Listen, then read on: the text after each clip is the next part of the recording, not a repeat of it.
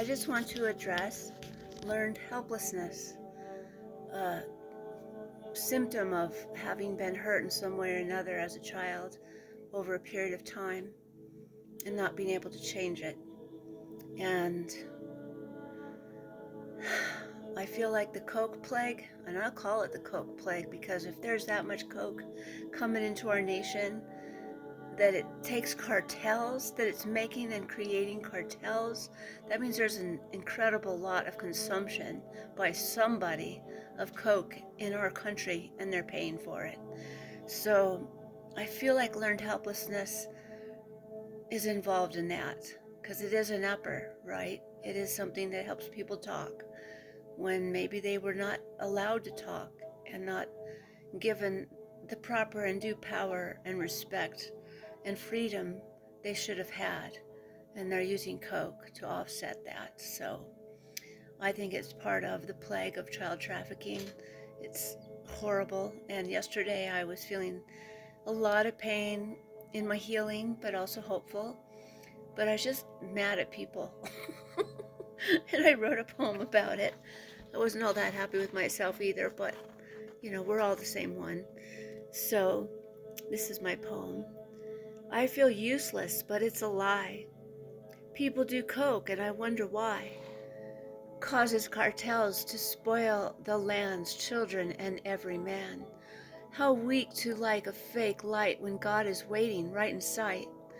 Take a nap and stop your lives and let stillness give you a way better high. God, let me tolerate people somehow. So rude and sharp when being paid to be sweet servers, not loud. Too much coffee and junk, but way too proud. I'm in too much pain to forgive them right now. I was mad because the only human contact I had was with a rude and angry older woman who's being paid by our tax dollars to serve the elderly. So, yeah, wasn't all happy about it. Okay, that's my poem. And I just really feel like people can take responsibility for their learned helplessness. I did. I absolutely did. Over and over and over and over. I was hurt as an infant by two big guys who basically kidnapped me and held me captive for what I thought was a long time as an infant, abused me horrifically, threatened me that they'd do it again if I said anything. So I was returned to my mother, who had no idea about it and is a neglector. And I just have had a terrible trauma locked in my body I didn't consciously know I had, really. I couldn't tell anybody because in my family, my Marine Sergeant father didn't allow me to be sick. I think he knew what had happened, honestly. I think it was part of a, satanic deal that these Illuminati people make. And my dad wasn't fully free of that situation. And then he abused me throughout my childhood and allowed and empowered me to finally come up on him, me and God did. So I was able to help other bad men get taken down. God always gives a gentle last warning, but then it does happen if they don't stop. It's an addiction. They can't stop. They don't know how. My dad locked himself in the VA hospital. He did have a heart condition, which he died from, young, about 58.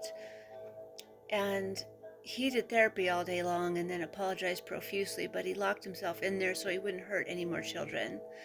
Yeah, and he knew a whole bunch of people like him. He knew the whole story because he was in Pendleton. He knew Disney was bad. So the conspiracy theories were well known by him long time ago. And it's a plague we must end, and we can end each individually within us.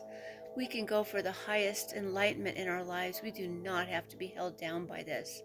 There is appropriate and wonderful self-love and empowerment therapy that helps you turn that anger that you might have, hopefully that you have it, into tears, and then the wound drains and you find yourself free of learned helplessness and free of being mum.